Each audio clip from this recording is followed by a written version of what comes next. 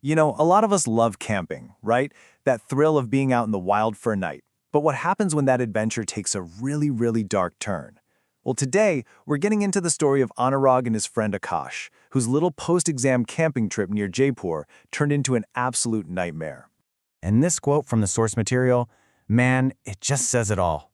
It's such a chilling reminder of how quickly a fun adventure can spiral into something you can never take back. And for Anurag and Akash, this wasn't just some saying. It became their terrifying reality. All right, so picture this. It's May of 2021. Exams are finally done, the college hostel is clearing out, and our two friends, Anurag and Akash, they want one last adventure before heading home. So they decide on a night of camping out in the Jamwa Ramgarh jungle. Simple, right? Just a fun, easy plan. Now this is super important for what comes next, the dynamic between these two friends. Akash was the logical one, a good student, always looking at things from a scientific, skeptical point of view. Anurag, on the other hand, he was totally into old folklore and spooky stories. This difference between them, it's really the key to the choices they're about to make. Okay, so this is the moment everything changes. Their whole fun night out under the stars is about to be shattered by a single sound that kicks off a truly terrifying chain of events. So as they're heading into the jungle, they walk right past this old rusted-out sign that literally says, "Do not enter." They just kind of laughed it off, didn't think anything of it. They set up the tent, cracked open some drinks. The vibe was perfect, at first. But as it got pitch black, this weird, unsettling feeling started to creep in, especially for Anurag. And then it happened.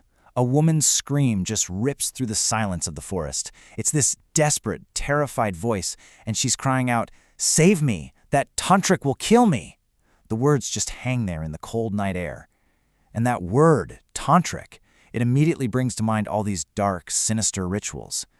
Just like that, the party was over. So what do you even do in a situation like that? Anurag is freaking out, completely convinced it's something supernatural. But Akash, ever the skeptic, he's like, hold on, it could be a prank, or what if someone is actually in danger?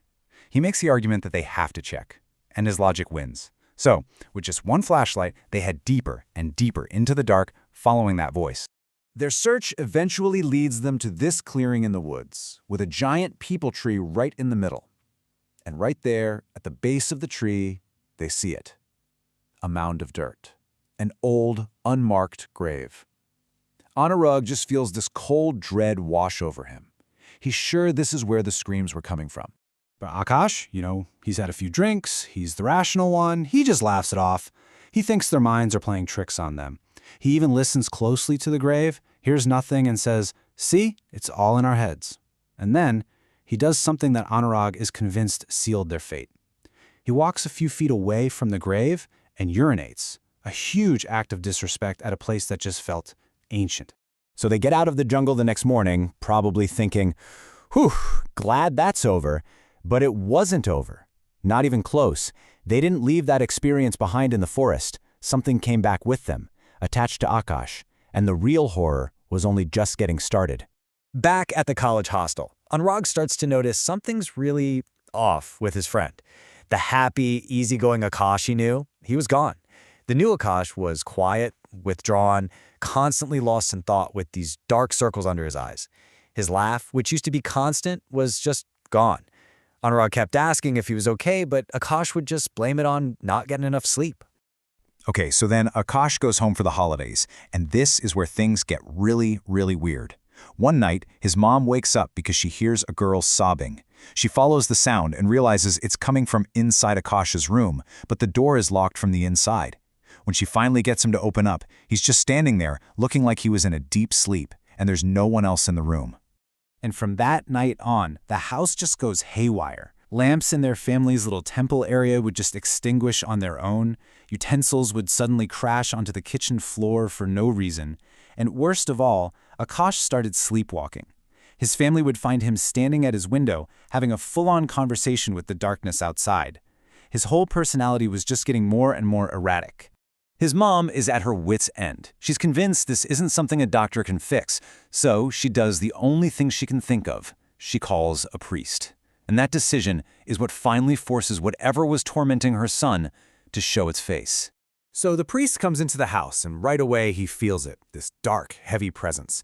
He starts his rituals and sprinkles some holy water on Akash. For a second, nothing happens. But then, all of a sudden, Akash's entire body starts to convulse violently. His fingers twist up, his eyes roll back into his head, and this voice, a girl's voice, just erupts out of his mouth. And this voice, it's just pure rage. It screams, "I will take him with me." And then it adds this one chilling detail. He looks like Kamlesh. A name from the past that was the key to this whole terrifying mystery. The priest just keeps chanting, keeps questioning it, and finally, after what must have felt like an eternity, he gets a name. Rupa. She reveals that she's the soul who has been trapped at that grave under the peepal tree for 25 agonizing years, the victim of a terrible, terrible betrayal. Speaking through Akash, Rupa tells this absolutely horrific story. Turns out, 25 years earlier, when she was just 16, she was married to a man named Kamlesh. She found out he was a tantric practitioner who followed a dark path using rituals to gain supernatural powers. On a new moon night, he lured her to that exact same peepal tree for a so-called special ritual. But instead, he sacrificed her to gain demonic abilities and buried her body right there. The thing is, his ritual failed, and he was later found hanging from that very same tree. But Rupa's soul, it was trapped, unable to ever leave that spot. But here's the thing. Knowing her story, it didn't help. In fact, it almost felt like it made things worse. Now that her identity was out in the open, Rupa's hold on Akash seemed to get even tighter, and his health just started to plummet. I mean, the family tried absolutely everything. The priest performed all these intense rituals. Nothing worked. He made a sacred talisman for Akash to wear, and it literally shattered the second it touched his neck. They rushed him to the hospital completely desperate, but the doctors couldn't find anything medically wrong with him. They were just baffled, watching his body visibly shut down for no scientific reason.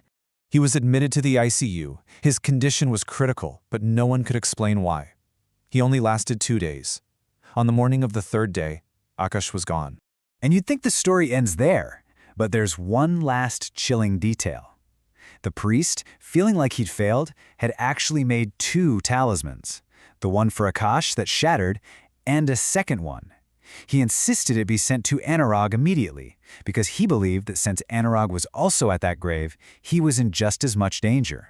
And for his friend, Anurag, he's just left with this horrible grief, believing that this entire tragic chain of events started with a single choice, their decision to follow that scream into the darkness.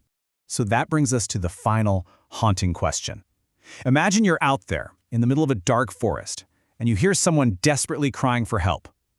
Do you investigate? Or do you run?